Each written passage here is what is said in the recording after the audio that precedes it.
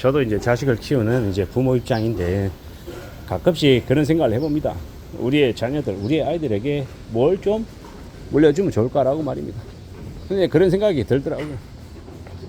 옆에서 이것저것 모든 걸 다 해주고 챙겨주고 위해주면 그게 정말로 그 자녀를 위해서 도움이 되는 걸까? 어쩌면 너무 의존적으로 자녀를 키워서 자립심이 없어지는 거 아닐까? 라는 생각이 들기도 했습니다. 그리고 또 다른 한편으로는 요즘 세상이 워낙 험악하고 이제 온갖 여러 가지 고민할 것들이 많다 보니까 때로는 부모가 자식을 끼고 그렇게 챙기는 것도 어쩌면 이해가 된다라는 측면도 있고요. 뭐가 정답이고 뭐가 오답이다 뭐 이런 얘기를 하려는 게 아니라 자식들에게도 자녀들에게도 스스로 실패할 수 있는 기회, 시행착오를 겪고 스스로에 대해서 자존감이 필요하긴 하지만 너무 자기 자신을 과대평가하지 않게끔 또 너무 자신을 비하하지 않게끔 적절한 자기의 상황에 맞는 그런 자존감을 가질 수 있게끔 그런 존재로 성장할 수 있게끔 옆에서 도와주는 게 필요하지 않나라고 생각합니다. 그리고 자식도 부모도 처음인 사람들이 많잖아요. 그러면 이제 그렇게 살아가면서 또 배워가는 거죠. 이렇게 가는 겁니다. 그리고 좀 더 잘하고 싶다, 잘 키우고 싶다, 좀 더 좋은 부모가 되고 싶다 라는 마음은 누구나 다 가지고 있죠. 정말 인간 쓰레기 막장인 사람들 빼고는 대체로 열심히 살아가려 하고 자식들을, 가족들을 챙기려고 하는 게 보통의 모습이죠. 그런 것들을 보다 보면 드는 생각이 우리가 살아가는 삶이라는 게 참 복잡하기도 하고 여러 가지 의미가 있는 것 같기도 하고 어떻게 살아가야 좀 더 잘 사는 걸까? 특히나 부모와 자녀의 관계 형성도 자식을 또 어떻게 좀 챙길 수 있는 걸까? 뭐 이런 고민들이 있는 게 사실입니다. 우리가 잘 살아가야 될 텐데 안전해야 될 텐데 무탈해야 될 텐데 라고 생각하기도 하고 말입니다.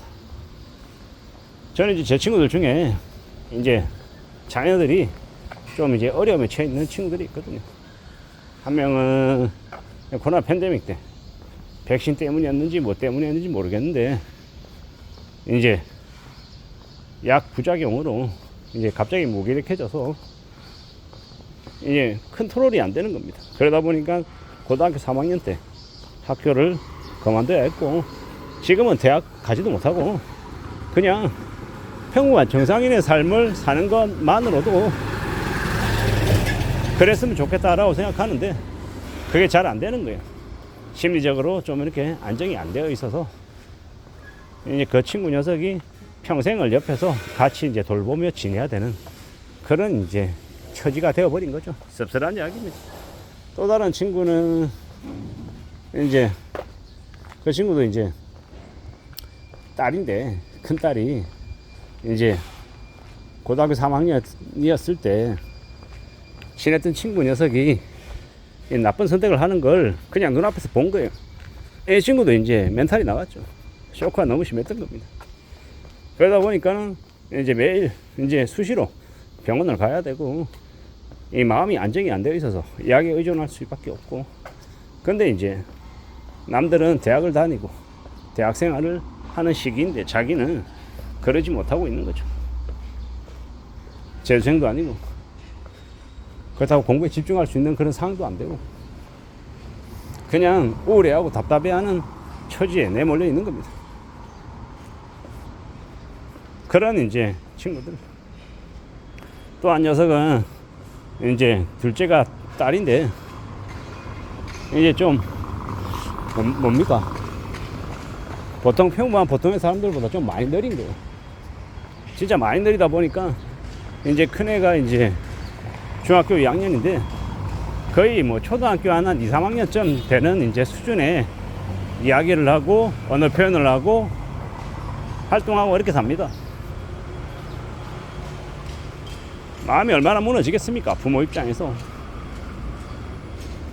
이게 뭐 예를 들어 팔이 부러졌다, 다리가 부러졌다 이러면 정형외과 가서 팔 붙이고 다리 붙이고 좀 더 나아지면 다시 이제 괜찮아지잖아요. 근데 이거는 이 마음의 문제와 아니면 그 자녀들이 의도치 않았지만 그런 처지에 내몰리다 보니까 근데 옆에서 안 도와줄 수밖에 없는, 안 도와줄 수 없는 그런 상황까지 이르는 거죠. 그런 얘기를 들으면 되게 마음이 안 좋습니다. 그러다 보면 지금의 저는 그래, 자녀들이 아프지 않고 건강하게 평범하게 보통의 삶을 사는 것만으로도 감사해야겠다라고 생각합니다. 참 생각지도 못한 처지에 놓여 있는 사람들이 많기 때문이죠. 공부를 아주 잘한다, 좋은 성적을 가지고 있다, 그리고 좋은 대학을 갔다, 좋은 회사에 취직을 했다, 그리고 삶이 훨씬 더 괜찮다, 뭐 이런 것들도 그렇게 잘 풀려나가면 좋겠지만 또 그런 것들이 제대로 풀리지 않아서 되게 난감해하는 그런 가족들도 있는 거 보면 참 두렵더라고요. 최근에는 아버지가 아들을 그렇게 하는 걸 보고 참 세상이 어떻게 돌아가려나 라는 좀 답답함, 두려움, 안타까움, 충격 이런 것도 있었고요. 또는 세상 사는 게 절대로 이제 잘 풀려나간다라고 무조건 좋은 건 아니구나. 그리고 언제 어떻게 어떤 식으로 또 다른 문제가 생겨날지도 모르는구나 라는 생각도 들었습니다. 살아간다라는 삶이라는 게 참으로 무서운 거구나. 좀 더 두려운 마음으로 좀 더 조심하게 사는 것도 필요하고, 별일 없이 무탈하게 지내기만 해도 정말 감사해야 되는 거구나 라는 생각도 하게 되었습니다. 지금을 살아가는 보통의 삶을 사는 무수히 많은 사람들이 자식 문제, 부모 문제, 형제 자매 문제 여러 가지로 고민하고 염려도 많이 하는데, 더욱더 중요한 건 더 신경 써야 되는 것들은 그저 좀 더 남들보다 더 괜찮게, 더 좋게 뭐 이런 것도 있지만, 그런 거 말고도 무탈하게 평범하게 보통의 삶만 살아도 그래도 감사하겠다라는 생각이 들었습니다. 우리가 우리의 삶을 어떻게 좀 별 것 없이 평범하게 안전하게 좀 채워나갈지 지켜나갈지에 대해서도 좀 곰곰이 좀 생각해 봐야 되겠구나 라고 생각했습니다. 참 무서운 시대이고 참 혼란스러운 시대인 것 같습니다. 뭐가 맞고 뭐가 틀리고 명확하게 딱 얘기하기 어려운, 정답이 없는 시대인 것 같기도 하고요. 그저 별일 없이 살고 건강하고 고마워할 수 있고 감사할 수 있으면 그러면 충분한 것 같다라는 생각이 듭니다. 좀 더 분발하고 좀 더 애쓰고 좀 더 노력하며 지내야 되겠습니다. 그래 보자라고 말하고 싶은 거죠. 누구든 간에 자신의 삶에서 이미 가지고 있는 소중한 것들에 감사하고 하루하루를 잘 지내고, 사회의 가장 최소 단계인 가족 간의 관계도 좀 잘 좀 신경 쓰며 살아가는 게 제일 우선 되어야 할 것 같습니다. 이상입니다.